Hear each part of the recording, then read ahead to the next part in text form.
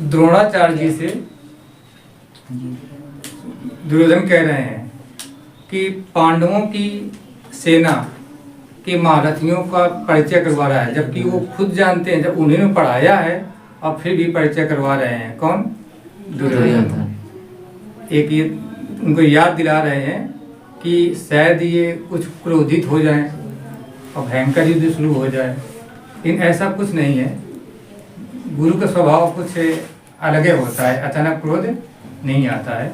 तो क्या कहते हैं कि अत्र सूरा महेश्वासा भीमार्जुन समासुधि युधानो विराटस्य द्रुपदस्य महारथा।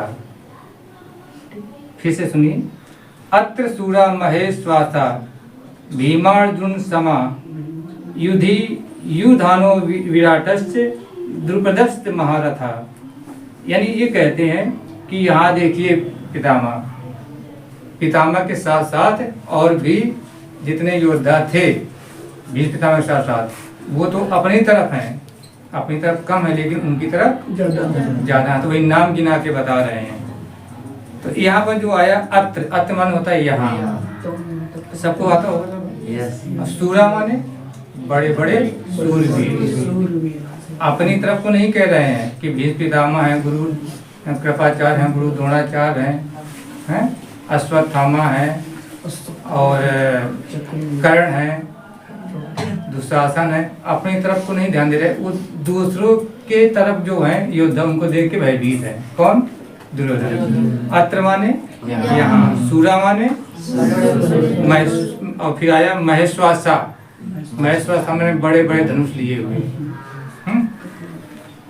इसके बाद भीमार्जुन समा माने भीम और अर्जुन के समान। भीमार्जुन समा, भीम और अर्जुन के समान।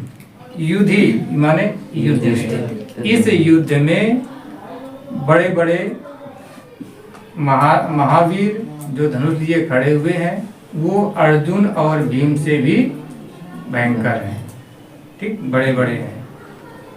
फिर कहते हैं युयुधानो, शायद इस महावीर का नाम कम सुनोगा। युयुधान एक नाम थे, राजा थे। ठीक, युयुधान नाम के एक राजा थे। ये जो इनका साहित्यिक में इनका परिचय आता है, लड़ाई में परिचय कम आया है। विराटस्य माने राजा विराट भी हैं। द्रुपदस्य राजा द्रुपद भी हैं। ऐसे अनेक महारथी हैं।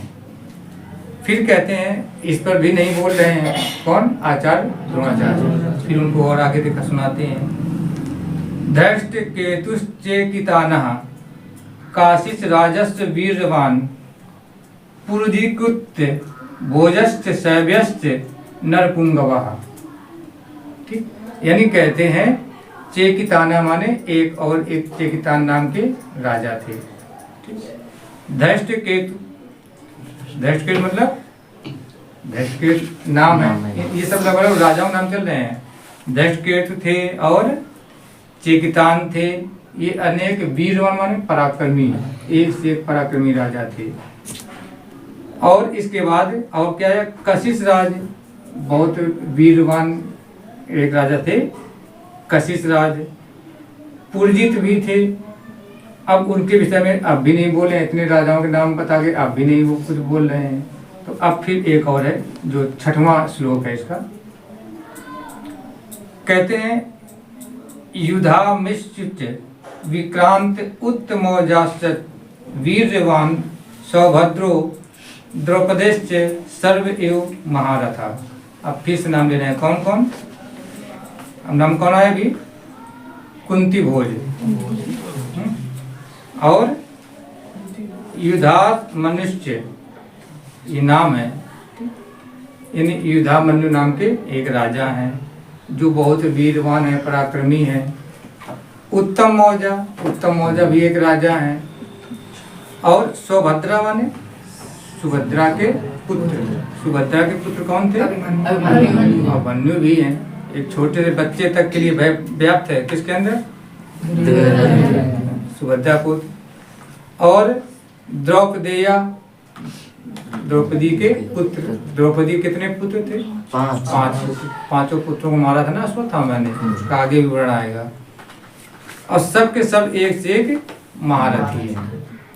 तो इन चौथे श्लोक में, 5वें श्लोक में और 6वें श्लोक में कुछ वर्णन नहीं है। वो केवल क्या कर रहे हैं, दुर्योधन आचार्य द्रोणाचार्य से महारथियों के नाम सुना रहे हैं। अब यहाँ पर एक प्रश्न आता है कि ये क्यों सुना रहे हैं, ताकि उनको कुछ क्रोध आए आचार्य द्रोण को और युद्ध अच्छा प्रारंभ हो, उनकी पक्ष का हो। धृष्टकेतु एक ऐसे राजा थे कि अगर ये चाहते तो बहुत विकराल युद्ध लड़ सकते थे। और देखो कल बात हुई थी कि धर्म और सत्य की तरफ ये जो धृष्टकेतु थे, तो शायद सुना होगा, शिशुपाल का नाम सुना होगा सबने। शिशुपाल के लड़के थे। धृष्टकेतु किसके लड़के थे? शिशुपाल के। और शिशुपाल को देखो किसने मारा था? श्री कृष्ण ने। अगर वो चाहते तो किस तरफ होना चाहिए, इस पिता का, उन्होंने पिता को मारा तो किस तरफ होना चाहिए, उसने कहा। लेकिन ऐसा नहीं है कि गलत हो जाए तो हम कोई हमारे साथ गलत कर दे तो हम उसके साथ भी गलत करें। एक यहाँ पर देखो ये सीख मिल रही है। शिशुपाल का वध किया था श्री कृष्ण भगवान ने। और श्री कृष्ण भगवान किसके तरफ थे? पांडव थे।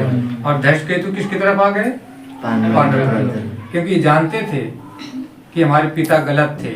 कई बार यहाँ पे आया देखो विवरण कि अगर गलत है कोई तो गलत का साथ नहीं देना चाहिए। और नहीं तो धृष्टकेतु चाहते तो कौरव सेना में सम्मिलित होते और वो भी मृत्यु के काल के भागीदार बनते। पिता के मृत्यु का कारण सीखा भगवान ने, फिर भी वो पांडव सेना में रहे। तो हमेशा इसलिए कहा जाता है कि सत्य के साथ रहना चाहिए और असत्य की तरफ नहीं रहना चाहिए।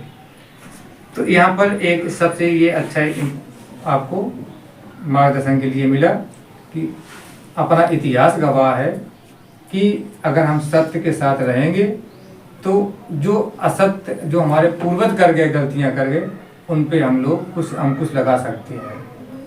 ये नहीं होता है कि अगर हमारे पूर्वज गलत करते रहे हैं या करते चले आ रहे हैं तो हम भी गलत करें।